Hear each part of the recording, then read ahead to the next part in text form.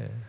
안녕하세요. 저는 더세움교회 심용균 목사입니다. 오늘은 마태복음 6장 1절에서 4절까지의 말씀으로 구제의 목적이라는 제목으로 하나님의 말씀 나누도록 하겠습니다. 오늘부터 당분간은 산상수훈에 대한 말씀을 다시 한번 나눈다고 아까 안내드렸습니다. 근데 약간 좀 우리가 시리즈 설교를 좀 하다 보니까 다니엘서를 쭉 다루는 시간도 있었고 주제를 다루다 보니까 마태복음을 다뤘던 시간이 조금 지났습니다. 그래서 다시 한번 잠깐 앞에만 인트로를 잠깐 하려고 하는데, 마태복음은 특별히 유대인들을 향하여 쓰여진 메시지라고 우리가 나눔을 했었어요. 그죠? 그러면서 구조상 처음 예수님의 사역을 시작하기에 앞서 산상수훈이라는 장면이 나오고, 여기에 첫 번째 선포된 메시지의 첫 번 핵심 메시지가 뭐냐라고 꼽는다면, 저는 하나님 나라가 열렸다라고 하는 하나님 나라, 너희가 하나님 나라 백성으로서 하나님 나라 가치로 사는 사람이야 라고 하는 선포식이 있었다라고 해서 제가 개국 선포식이라고 해서 말씀의 제목으로 하나님 말씀을 나눴었습니다. 그러면서 5장에는 특별하게 그 사람들이 갖고 있는 왜곡과 오해를 교정하는 거였는데, 첫 번째는 그들이 생각하는 복이었는데, 하나님 나라 백성에게 주어진 복은 이거야 라고 하는 그들이 오해를 바로잡았고요. 후반부에 갈수록 그들이 생각하고 있는 죄라고 하는 율법을 어기는 것들에 대한 것들을 언급하면서 그들이 생각한 율법을 그들이 또 자기 나름의 자의적인 해석과 그들 문화 가운데 바뀌어진 것들을 다시 바로잡는 일들을 해서 그 율법의 법, 잘못된 것들, 그것이 아니라 하나님이 원하는 그 죄에 대한 것들을 정의해 주시는 장면들이 쭉 이어졌습니다. 그게 5장의 전반적인 얘기였습니다. 그죠? 그러면서 6장에 나오는데, 6장은 좀 더 한 발 더 나가는 것 같은 구분점을 보게 되거든요. 그게 어떤 건지 한번 살펴보면 좋을 것 같습니다. 오늘 함께 살펴보는 내용 중에 또 하나 함께 살펴볼 수 있는 내용이 뭔가 본다면, 인트로에서도 우리가 함께 생각해 볼 수 있는 질문이 하나 있는데, 보세요. 질문을 하나 던져보겠습니다. 우리는 매일 수많은 선택을 하거든요. 우리가 어떤 선택을 하냐면, 누구를 돕거나 또 누군가에게 기도를 부탁하거나 또 내가 기도하거나 또는 선한 일들을 행할 때가 있는데요. 그 동기가 뭐냐라는 질문을 먼저 드려보는 겁니다. 여러분이 무언가를 선택해서 행동하는데 그 선택해서 행동하는 것에 따르는 동기, 또 그 선택의 중심에는 어떤 마음이 있는가라는 질문이었습니다. 사회 현상을 소개하는 것 중에 이 부분에 대한 답변으로 좀 제가 꼽을 만한 내용이 있어서 인용해 보려고 하는데, 스카이 제너시 목사님께서 예수님의 진심이라는 책에서 이렇게 정의를 했는데, 사람 오늘 풍토 이런 사회 현상 중에 하나를 남들에게 주목을 받으려는 욕구가 말 그대로 우리를 죽이고 있다라고 말했습니다. 남들에게 주목을 받으려고 하는 욕구가 우리를 죽이고 있다. 이게 무슨 말인가?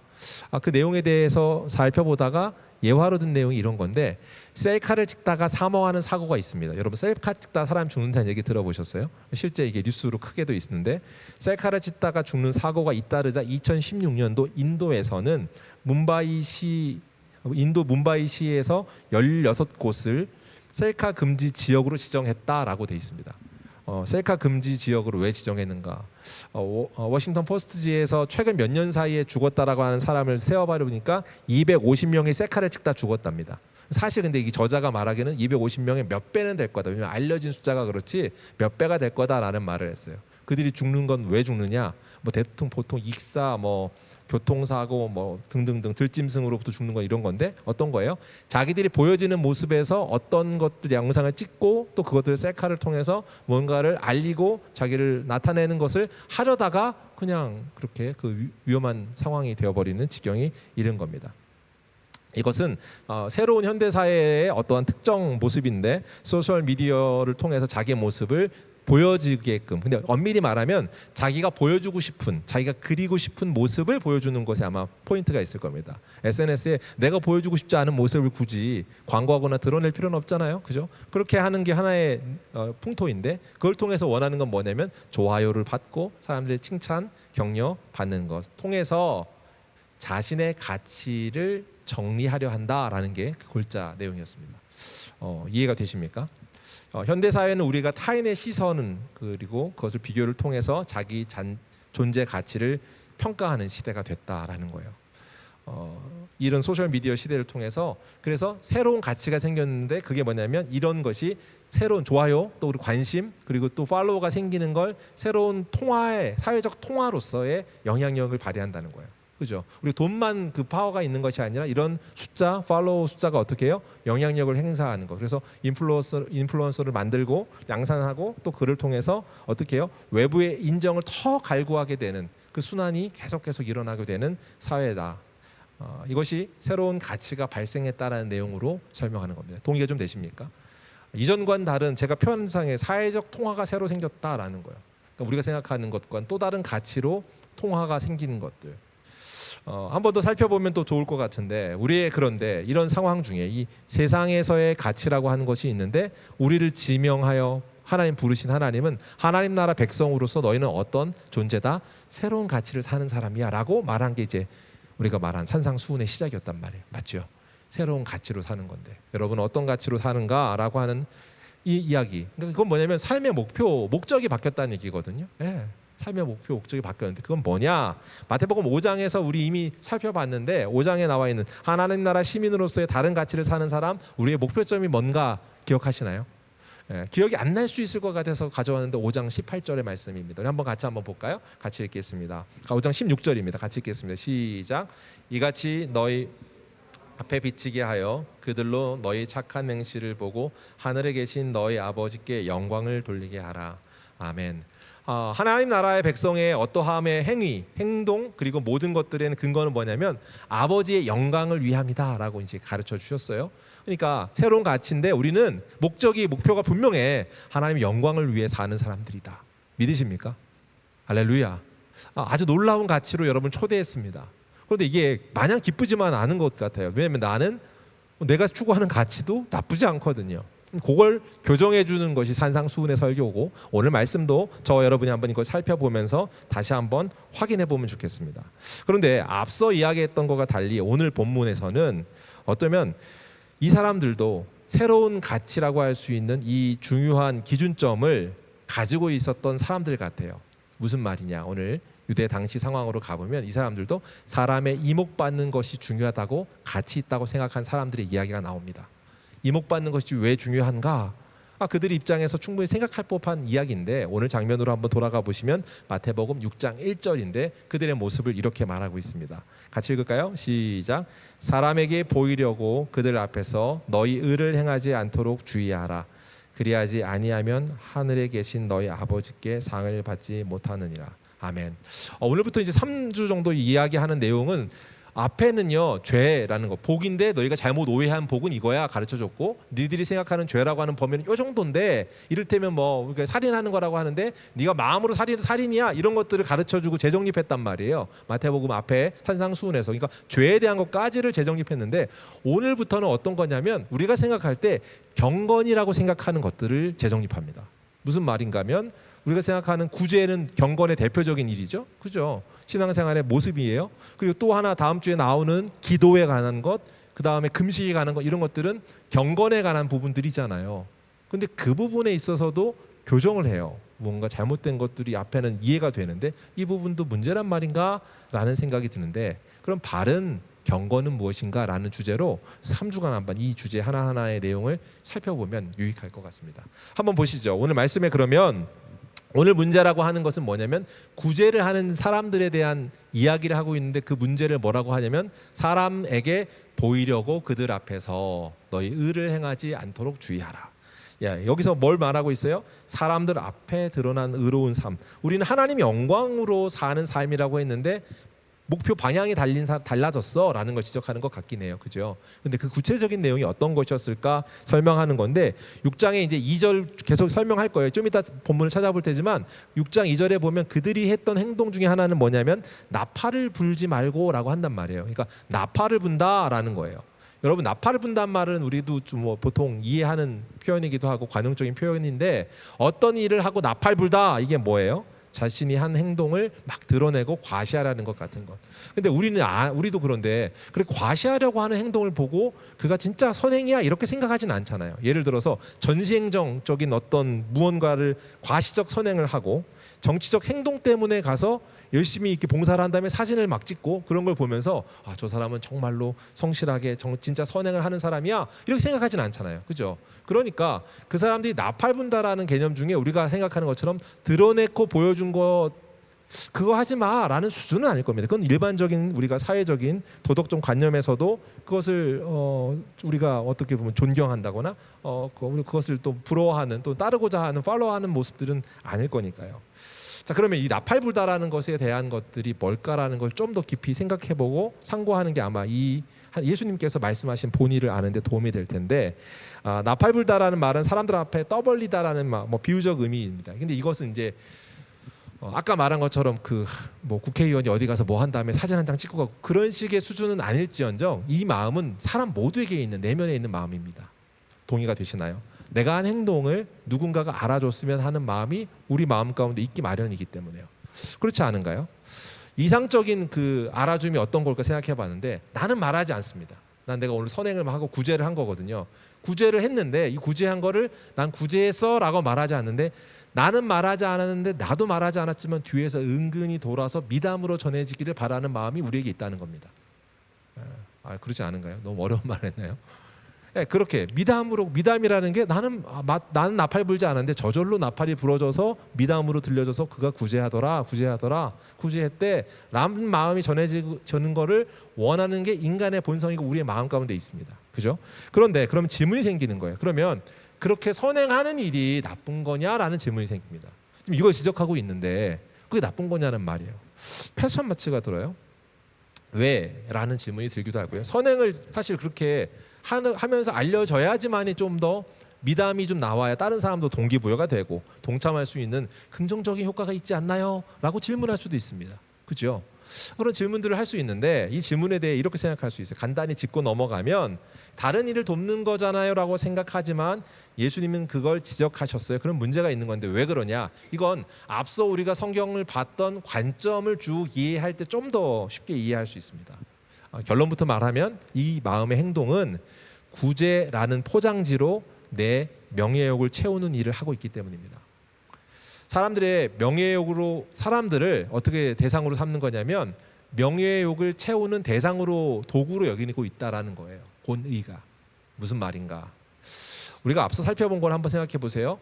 우리가 앞에 할 때 간음하지 말라고 했습니다. 이해가 되시죠? 간음하지 말라고 할 때 그때 당시에 간음하지 말라고 한 것을 진짜 간음한 건 아니고 생각으로 간음해도 그것은 뭐라고 해요?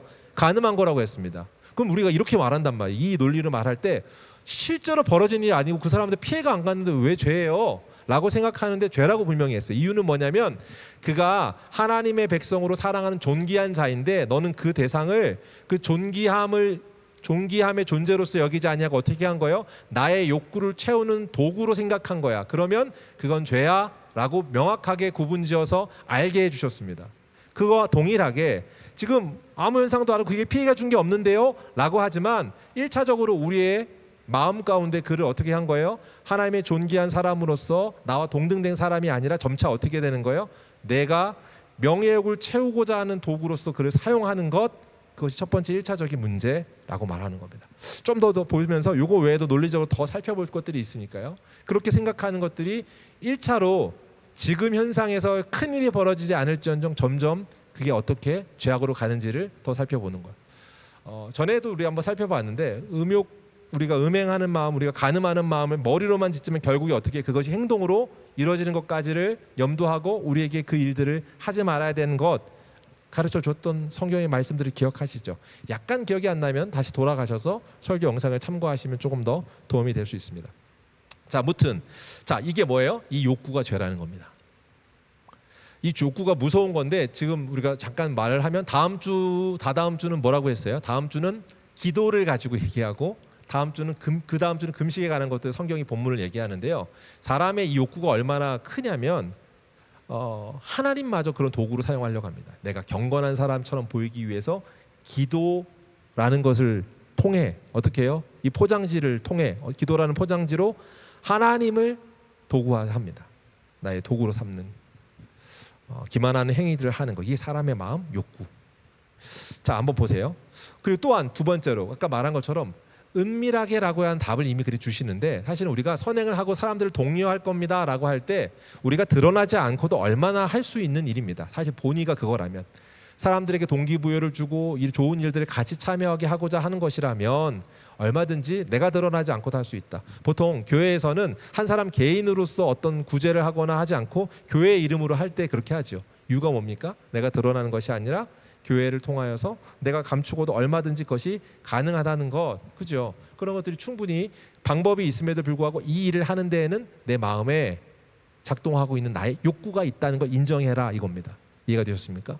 그러니까 이 욕구가 있다는 걸 인정하는 것을 통해서 그 다음 장면을 한번 살펴보세요. 그걸 어떻게 설명하는가 보면 그 다음 말은 뭐라고 말하냐면 헬라어로 외식하는 자라는 말을 쓰고 있거든요. 네가 그렇게 행동하면 그게 외식이야 라고 말하고 있는데, 사람에게 보이려고 하는 마음, 그 뜻, 그걸 외식이라고 하는데, 외식은 헬라어로 말하는 이 단어가 아예 다른 번역으로 되는데 하이포크라이트라는 단어인데, 이 단어는 그냥 연극 배우라는 말로 쓰는 명사입니다. 연극 배우, 신앙생활을 연극 배우처럼 살 수 있답니다. 이게 뭘까? 신앙생활을 하는데, 경건생활을 하는데 구제하는 것을 연극하는 것처럼, 연극 공연하는 것처럼 하는 것, 그렇게 사용하는 것이라고 말해요. 외식이라고. 뭘까요? 실제로는요, 하나님을 사랑해서 하는 것 같아 보이지만, 경건함으로 그 구제를 하는 것처럼 보이지만 어떻게 하는 거예요? 마음 깊이 사람들에게 칭찬받고 싶은 마음이 가득한 걸 감추고 경건의 모양을 취하고 있다는 겁니다. 왜 우리는 이렇게 하고 있는 걸까요? 경건한 사람처럼, 구제를 잘하는 사람, 선행을 베푸는 사람으로 보여지고 싶으니까요. 인정받고 싶으니까요. 아까 서두에 말한 것처럼 이 세상의 사람들이 사람 타인의 관점, 시각을 통하여서 나의 가치를 재정립하는 시대라고 하는 그 말과 일맥상통하는 것 같아요.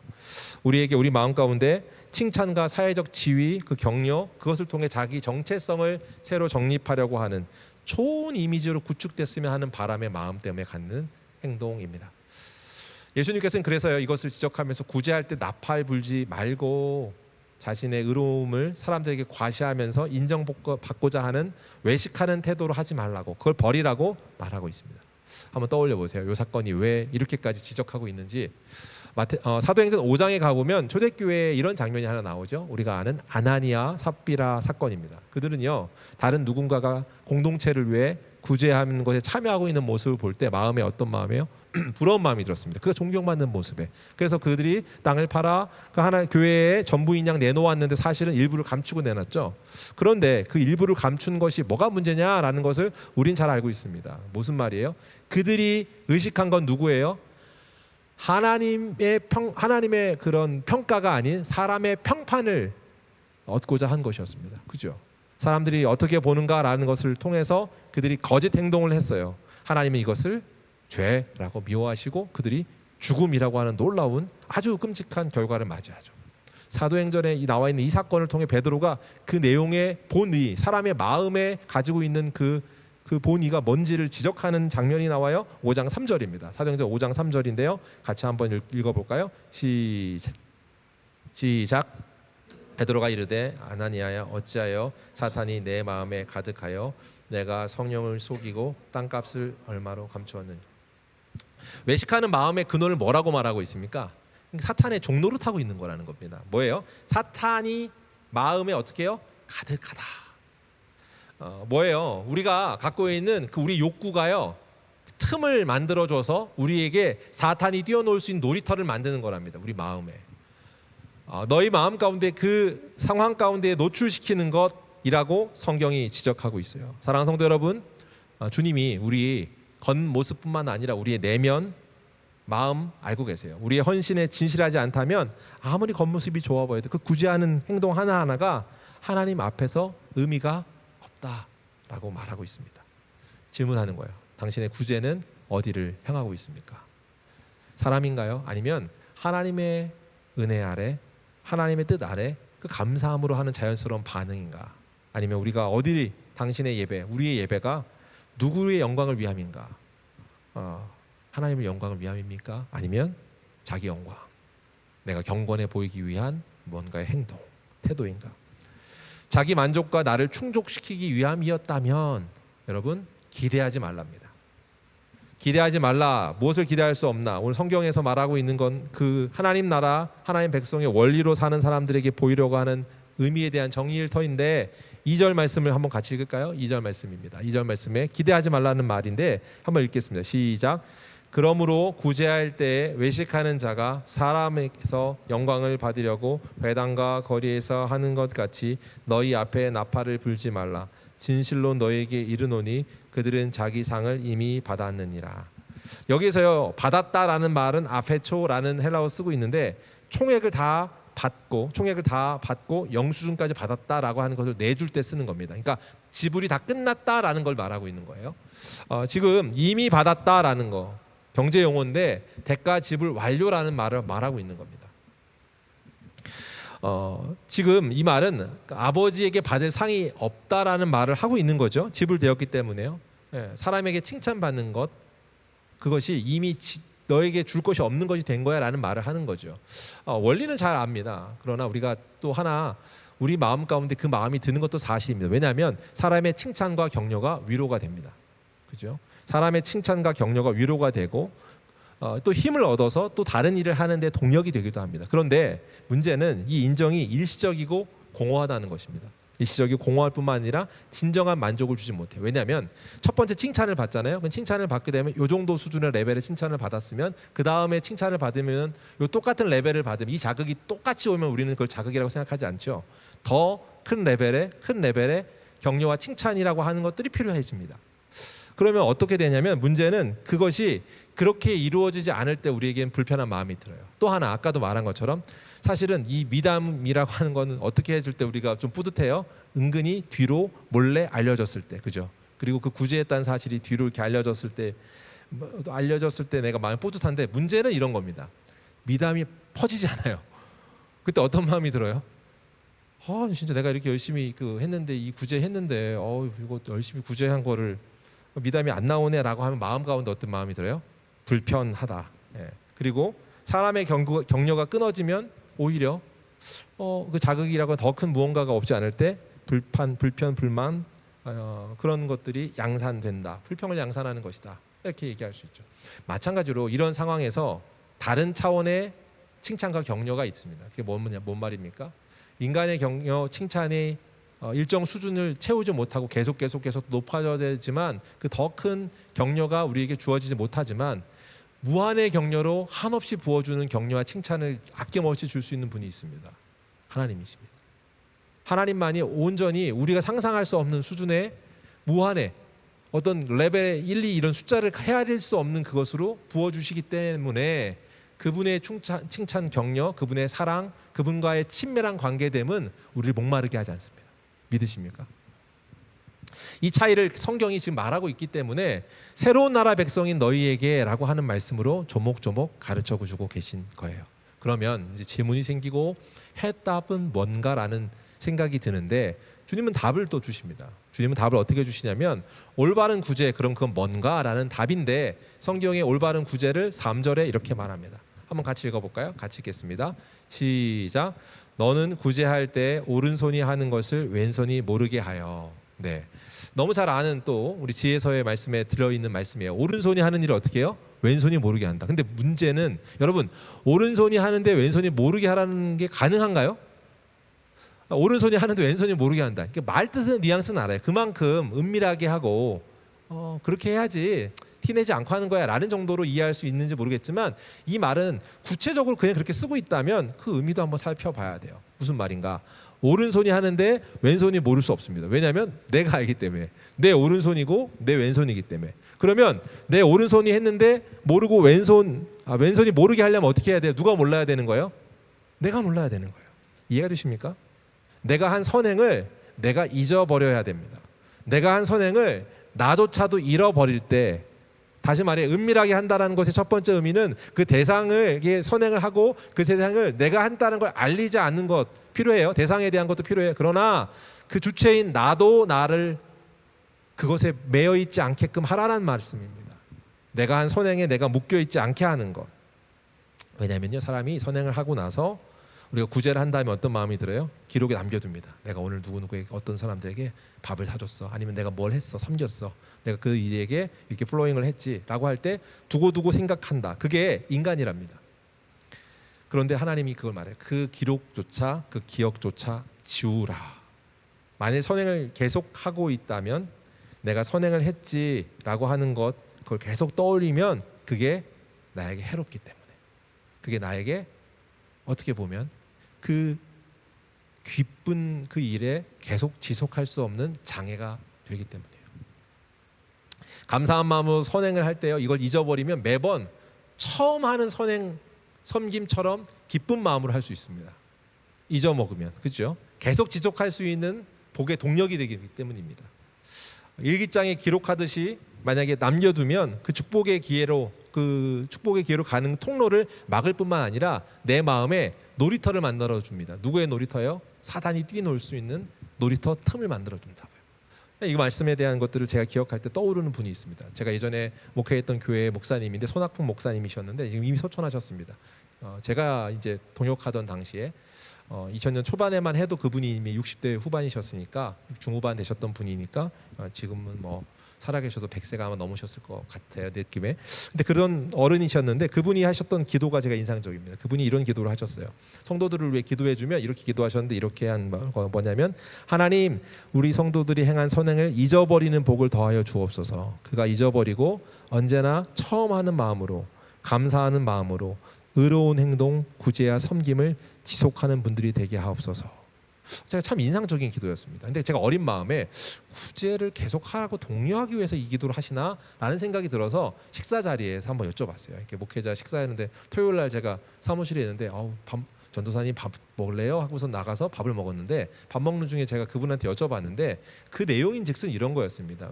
내가 목회를 해보니까, 세월이 지나 보니까 사람이 자기 봉사, 경건, 충성에 빠져 죽더라는 말입니다. 자기 봉사, 충성에 빠져 죽는다. 이게 무슨 말이냐? 자기 자랑에 빠지게 되고 불평, 원망하게 되고 낙심할 수밖에 없게 되더라라는 말을 하는 거예요. 그래서 너무 사랑하는 마음에 이 귀한 일을 했는데, 이 성도들이 이 귀한 일 때문에 죽어나가는 일들이 있으면 안 되니까, 그 귀한 일에 빠져 죽으면 안 되니까 하는 기도예요. 이렇게 가르쳐 주셨어요. 저에게는 큰 어떤 자극이 되기도 하고, 그 목회를 연륜 있게 하셨던 목사님을 통해 받은 은혜였던 것 같습니다. 사랑하는 성도 여러분, 건강한 신앙생활을 위해서 말씀을 읽고 또 그 일들을 감당하고, 우리가 어떤 무언가를 기억할 때 이 말씀을 꼭 기억하십시오. 오른손이 한 것을 왼손이 모르게 하라. 하나님 앞에 충성하는 거다. 좋은 일 한 것은 빨리 속으로 지어내라. 그게 복이다라는 말입니다. 여러분, 이게 동의가 되십니까? 아멘. 근데 문제는 이게 동의가 되는데 지워야지 하면 지워지느냐 말입니다. 성경은 이걸 말하고 있습니다. 여러분, 지워야지 하면 지워지는가? 이게 무슨 말인가 하면, 이건요, 하나님의 모략이라고, 이게 산상수훈의 말을 설교하신 목사님의 책에 나오는 부분인데, 여기에서 이 부분을 컨트롤하면서 설명하면서 했던 부분이 제게 인상적이었어요. 지워야지. 그럼 내가 선행했어. 선행했으니까 생각하지 말아야지 하면 생각이 안 나나요? 노트하지 말아야지 하면 안 나나요? 여기서 어떤 비유를 하냐면, 이 친구들을 왕따시킬 때 하는 놀이가 있답니다. 어떻게 하냐면, 요 책에 나오는 내용인데, 왕따시킬 때 어떤 식으로 하냐면, 저기 가서 서 있는데 네가 10분 동안 핑크 돼지라는 생각이 떠오르지 않으면 우리가 놀아줄 거야 라고 하는 거예요. 여러분 생각해 보세요. 10분 동안 핑크 돼지라는 말을 하지 마 라고 하는 순간 어떻게 되죠? 핑크 돼지가 먼저 떠오릅니다. 두 번째, 그 다음에 핑크 돼지가 가능한 건가? 어느 정도가 핑크 돼지일까? 살색 정도면 되는 거야? 아니면 어떤 거야? 라는 생각을 하게 되고, 핑크 돼지는 어떤 모양일지 10분 동안 어떤 생각을 하고 있어요? 지워야지 하는 순간부터 어떤 생각이에요? 핑크 돼지가 떠오릅니다. 지워야지 해서 지워지는 것이 아니라는 말을 아마 비유적으로 아마 설명하는 걸 거예요. 여러분, 의식하지 말아야지 하면 어떻게 돼요? 더 의식하게 됩니다. 그러면 이 말은 도대체 어떻게 가능하다는 말인가? 어떻게 가능한 거예요? 언제 이게 가능해져요? 자연스러워질 때 가능합니다. 언제 기록하지 않냐? 일반적인 일이 될 때 가능합니다. 여러분, 일기를 쓰는데 어떤 일을 일기를 쓰죠? 오늘 있었던 특별한 일이요. 제가 일부 예배 때 물어봤더니 특별한 일이랑 특별한 걸 먹었을 때 이럴 때 일기를 쓰는 것 같아요 라고 했단 말이에요. 내가 늘상 먹던 김치를 먹었는데 오늘 김치를 먹었다라고 일기에 쓸까요? 아니, 안 써요. 나의 일상이고 내가 자연스러운 일이고 내가 반복되는 그 일을 하고 있는 일반적인 행동이 되어버리라는 말을 하는 겁니다. 네가 구제하는 일이 특별한 일이어서 너에게 계속 기록이 되고 메모리가 되고 아 그렇지라고 하는 것이 아니라 성경에서 말하는 바는 네가 새로운 나라한 백성으로서 새로운 존재가 된 가치로 그 일을 살아가는 것, 그 삶이 너의 것이 되는 것. 그렇게 될 때 오른손이 했어도 왼손이 모르게 한다는 게 아니라 아무 개념치 않고 지금 특별한 하는 일이 있구나라는 것처럼 자극이 되지 않는 일을 하라는 겁니다. 그렇게 하는 것. 성경이 말하는 바 이야기하는 거죠. 일반적으로 그런 거예요. 제가 누구에게 호의를 베풀었는데 아 집사님 그때 그 집사님이 하셨던 그 호의가 참 저에게 그때 섬겨주셨던 그 섬김이 참 저에게 위로가 됐고 너무 값졌었어요. 그 큰 섬김이 저에게 참 은혜였는데 하는데 내가 기억이 안 나는 거예요. 기억이 안 나면 부끄러워하지 하실 필요 없습니다. 이거는 너무 일상적으로 그냥 했던 행동이었기 때문에 내가 개념치 않기 때문에 생기는 현상인데 이렇게 살라는 겁니다. 선행을 알리고 싶은 욕구가 구제하면서 나누어지고 또 그것을 우리가 드러내고 싶은 마음의 욕구가 있습니다. 근데 그 원인이 뭔가 그것을 분석하는데 어렵진 않습니다. 왜 그러냐면 내가 구제하는 일을 할 때 내게 줄어든다고 생각하기 때문입니다. 무슨 말이야? 구제한다는 것은 내가 손해를 감수하는 거야. 내가 구제하는 일을 통해 내가 희생하는 거야 라는 생각을 갖고 있기 때문에 갖는 생각입니다. 무슨 말인지 이해가 되시나요? 왜냐하면 내가 하는 것이 지금 손해를 봤기 때문에 손해를 보면 어떻게 해요? 메꾸려는 성향이 있습니다. 뭘로 메꿔요? 사람들이 알아주는 것으로 메꾸는 겁니다. 아까 말한 것처럼 나의 명예로 되찾는 겁니다. 내가 구제했는데 이건 손해라고 생각하기 때문에 나는 다른 명예 또 나는 기뻐하는 사람들의 칭송의 소리로 손해를 메꾸는 건데 근데 성경은요, 네가 그걸 손해라고 여기지 않게끔 하는 것의 은혜, 복음이라는 것을 선물로 줬습니다. 이게 무슨 말인가?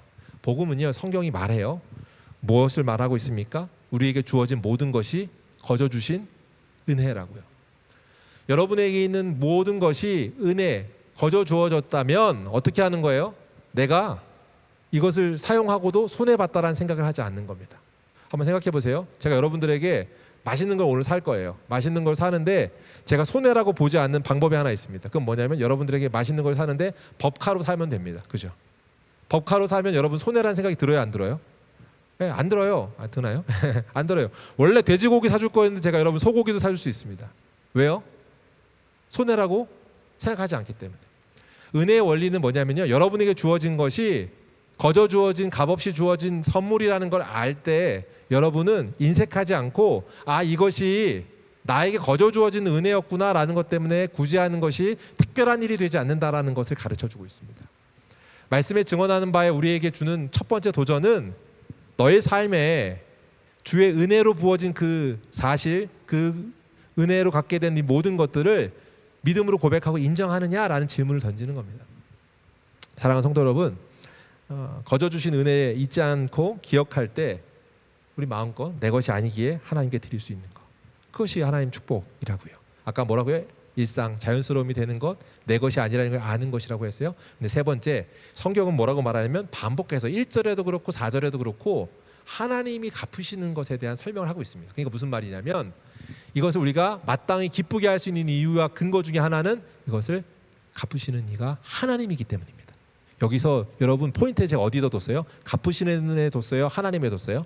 하나님이라고 뒀어요. 왜냐하면 우리는 이걸 어떻게 듣냐면 갚는다 하면 초점이 맞춰져서 막 귀를 열어둬요. 이때 어떻게 생각하냐면 내가 1억을 헌금했어요. 아니 뭐 1억 더 할까요? 한 1000억 정도 할까요? 여러분 더 하는 김에 1000억을 했어요.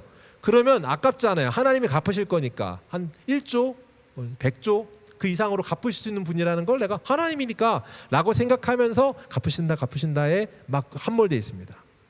그런데 하나님이 갚으신다고 분명히 말하는데 그 말의 의미를 좀 더 살펴볼 거예요. 보세요. 1절에도 너희 아버지께 상을 받지 못하니라 했는데 4절 한번 읽어볼까요? 4절은 은밀한 중에 보시는 너희 아버지께 갚으시니라 했습니다. 상급이 있고 그걸 갚는다는 건데 4절을 한번 같이 읽어볼까요? 같이 읽겠습니다. 시작. 구제함을 은밀하게 하라. 은밀한 중에 보시는 너의 아버지께서 갚으시리라. 갚는다라고 하는 데에서 상급의 수식어가 있는데 뭐라고 말하냐면 은밀하게 이렇게 했습니다. 은밀하게 갚는다. 헬라어 원어에서 보면 크리토스라는 단어를 썼어요. 숨겨진 거, 비밀리에 사람 눈에 보이지 않게 있습니다.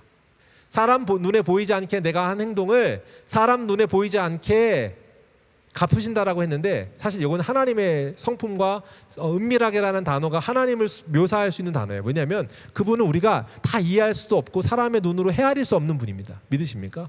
그 하나님께서 직접적으로 그 일을 간섭하시고 갚으신다고 했어요.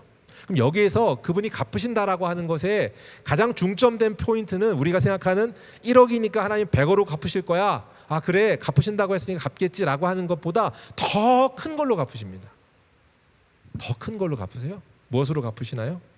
내가 은밀한 중에 보시는 그분이 갚으시는 더 큰 것, 그게 뭐냐? 여러분이 구제한 일을 은밀한 중에 네가 해도 은밀한 중에 보시는 분이 다 안다 이렇게 얘기했어요. 첫 번째 무슨 말이에요? 네가 사람의 초점에 목말라서 그 행동을 하지 않아도 넌 마이너스가 아니야. 원래 나에게 내 것이 아니었지만 그것을 드린다고 해도 넌 마이너스가 아니라고 말해요. 왜요? 그것을 자랑하고 싶은 마음껏 알아주는 그분이 있다. 뭐예요? 한 분 청중이 너를 보고 기뻐하셔. 그게 너의 상이야 라고 가르쳐 주십니다. 여러분 그 하나님이 이 세상에 이런 물론 그런 현상이 있으면 1억이 100억이 되는 현상도 분명 일어납니다. 무슨 말이냐면 성경이 분명 말하는데 너희가 하는 구제와 섬김에 대해서 하나님께서 그걸 계속 지속하게 하신다는 말씀을 해요. 그 말인즉슨 물질 또한 계속 채우신다는 말이 되죠. 현상으로도 실제 그런 일들이 있습니다. 그죠? 그러나 그게 주님이 주고자 하는 상은 아닙니다. 그걸 계속 지속하게 돕게 너의 행동과 상태, 네가 갖고 있는 걸음이 옳다라는 걸 내가 동의하고 기뻐하신다는 말은 맞지만 그게 너에게 주고자 하는 본질적인 상은 아닙니다. 본질적인 상은 뭐냐면 하나님 자신입니다. 너희에게 갚으신다라고 하는 것은 지속적으로 하나님이 더 큰 하나님 무엇으로 보상하시는가? 하나님 자신으로 보상하신다. 사랑하는 성도 여러분, 오늘 저와 여러분에게 드리고 싶은 질문이 있습니다. 마지막 질문일 텐데 오늘 예수 그리스도 보혈의 피로 여러분 하나님 나라 백성이 돼서 새로운 나라를 사는 개국 선포식을 통해 여러분이 하나님 나라에 상속받았다는 사실을 선포한 게 오늘 산상수훈의 말씀이었어요. 4장의 개국 선포식하고 5장부터 하나님 나라 백성의 원리를 지금 계속 쭉 얘기하고 6장까지 동일하게 얘기하고 있습니다. 여러분에게 질문을 드리는 거예요. 여러분은 하나님의 영원한 나라 백성으로서의 그 상속을 소유한 사람 맞습니까? 여러분 그걸 어떻게 받아들이고 어떻게 이해하고 계십니까? 너희가 이렇게 살 수 있는 존재다라고 말할 때 말하는 것은 여러분이 아버지를 얻고 그 아버지 안에서 부유함을 누린다는 사실을 믿으십니까? 이게 이제 마음에 와닿지 않고 그 정신 승리 아니야? 그렇게 생각하고 나를 최면 거는 거 아니야? 라고 들릴 수도 있습니다. 그러나 저는 단호하게 분명하게 말씀드릴 수 있습니다. 성경이 증언하고 있는 이 바가 사실입니다. 그분이 부유함을 넘치게 주시고 영원함을 여러분에게 상속하셨다. 여러분 그것을 받아들이시면 그리스도 안에서 이미 여러분은 하나님의 사랑으로 충분한 부유함을 얻은 사람입니다. 하나님의 사랑으로 충분한 부유함을 얻는 이 진리를 믿는 사람은 더 이상 자기 것을 나누는 것에 있어서 인색하지 않습니다. 뿐만 아니라 구제를 하면서도 자연스럽게 잊어버립니다.